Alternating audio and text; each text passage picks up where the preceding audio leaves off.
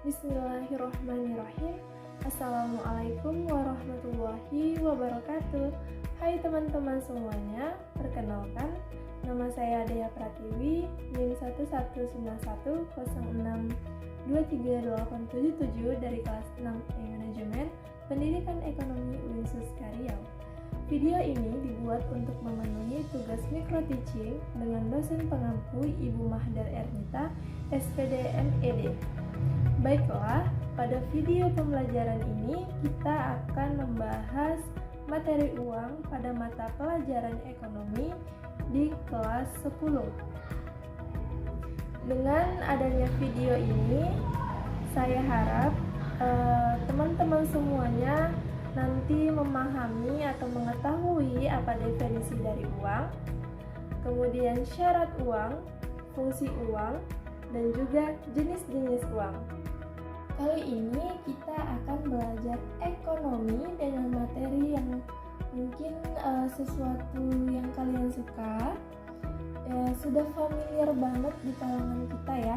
Bahkan dari kecil pun kalian suka dengan hal ini. Tidak hanya kalian, tetapi mungkin semua orang memang suka dengan benda yang satu ini. Bahkan mungkin saat kalian jajan di warung atau sarapan, biasanya kalian membelinya itu menggunakan uang ya pastinya. Tapi uangnya di sini itu kita akan bahas tidak hanya satu, ada beberapa uang. Nah, ini dikatakan sebagai uang dan ini juga dikatakan sebagai uang. Lalu uang itu apa sih? Kok yang ini uang dan yang ini juga uang? Padahal keduanya ini berbeda.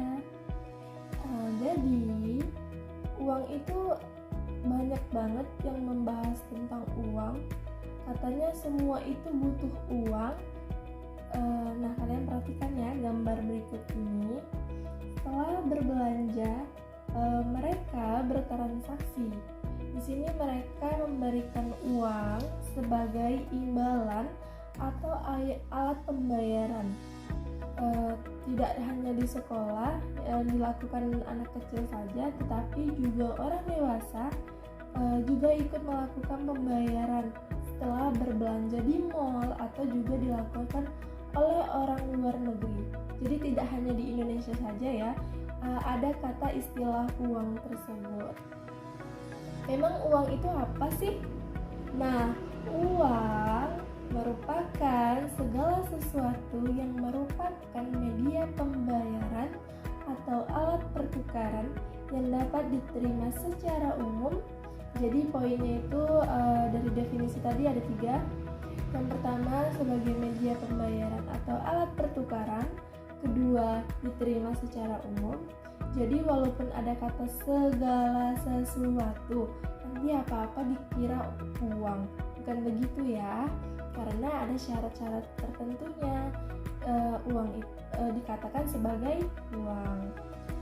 Nah, caranya syarat-syaratnya itu yang pertama diterima secara umum, lalu nilainya cenderung stabil, mudah dibawa dan disimpan, jumlahnya terbatas dan tidak mudah dipalsukan, tahan lama dan tidak mudah rusak, serta mudah dibagi tanpa mengurangi nilainya. Jadi tidak semua barang itu dikatakan sebagai uang. Nah, harus memenuhi syarat-syarat yang tadi ya. Jadi begitu. Oke, selanjutnya mengenai fungsi uang. Yang pertama, uang sebagai alat tukar. Fungsi uang sebagai alat tukar atau medium of exchange sangat memegang peranan penting dalam setiap perekonomian dimanapun juga, sebab dengan adanya uang akan mempermudah kegiatan ekonomi atau perdagangan. Tanpa adanya uang yang berfungsi sebagai alat tukar, konsumen pada umumnya akan dipersulit kehidupannya untuk memperoleh barang dan jasa yang dibutuhkan.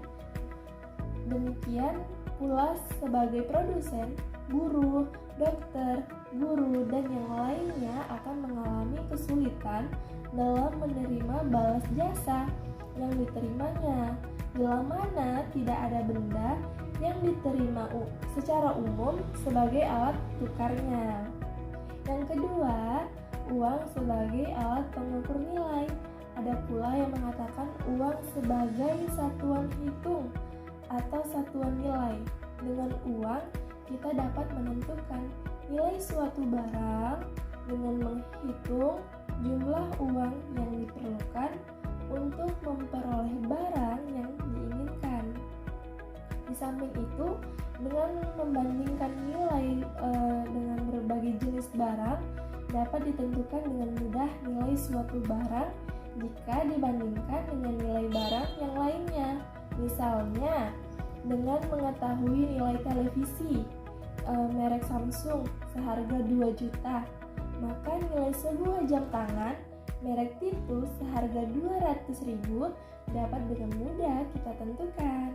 Dalam hal ini, nilai TV 10 kali nilai jam tangan. Yang ketiga, uang sebagai alat penimbun kekayaan. Dalam hal ini, orang sering menimbun kekayaan dalam bentuk uang. Bagi orang yang memiliki kelebihan uang dari kebutuhan-kebutuhan yang diperlukannya, sering menyimpan uang tunai untuk disimpan di rumah ataupun di bank yang sewaktu-waktu bisa diambil, yang mana dari fungsi yang ketiga ini akan mempengaruhi jumlah uang tunai yang ada pada masyarakat. Lalu mengenai jenis-jenis uang, di sini ada uang kertas dan uang giral. Bedanya apa sih uang kertas dan uang giral? Kalian perhatikan ya. Uang kartal di sini terdiri dari uang kertas dan uang logam. Pastinya sudah tahulah ya apa itu uang kertas dan uang logam. Pasti banyak yang punya apa-apa minta uang ini uang sama orang tuanya ya. Oke, untuk uang giral mungkin agak asing. Ini bagi kalian yang masih awam, tapi orang tua kalian tidak menutup kemungkinan untuk memiliki uang giral. Pastinya sudah banyak masyarakat yang memiliki uang giral ini bersifat umum kok. Nah, uang kartal dan uang giral ini memenuhi syarat untuk dijadikan sebagai uang karena yang pertama itu diterima secara umum, kemudian tahan lama, lalu nilainya itu mudah dibagi tanpa mengurangi nilainya.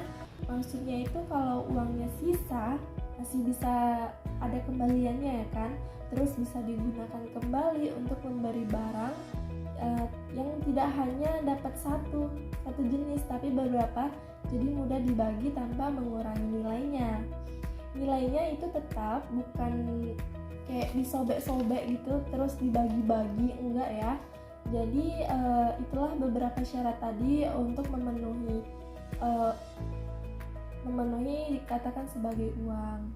Emang bedanya apa sih uang kartal dan uang giral? Nah, perhatikan ya. Ini ada perbedaannya.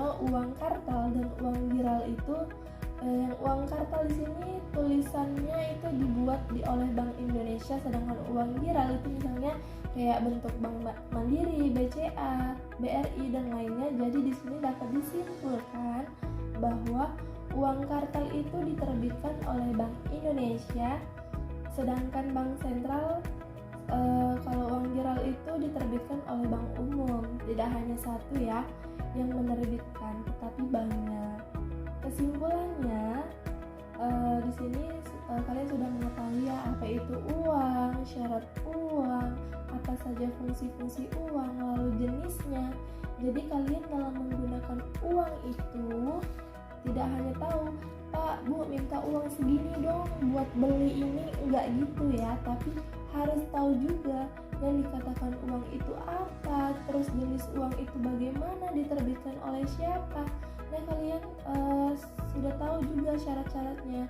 Jadi setelah mempelajari materi ini, saya harap kalian tidak hanya tahu nominalnya saja, tapi juga tahu bagaimana penggunaannya secara bijak, tahu bagaimana merawatnya, nggak hanya suka memiliki, tapi juga bisa merawatnya. Oke, sekian untuk video pembelajaran kali ini. Terima kasih, semoga bermanfaat untuk kita semua. Mohon maaf jika ada salah kata. Assalamualaikum warahmatullahi wabarakatuh.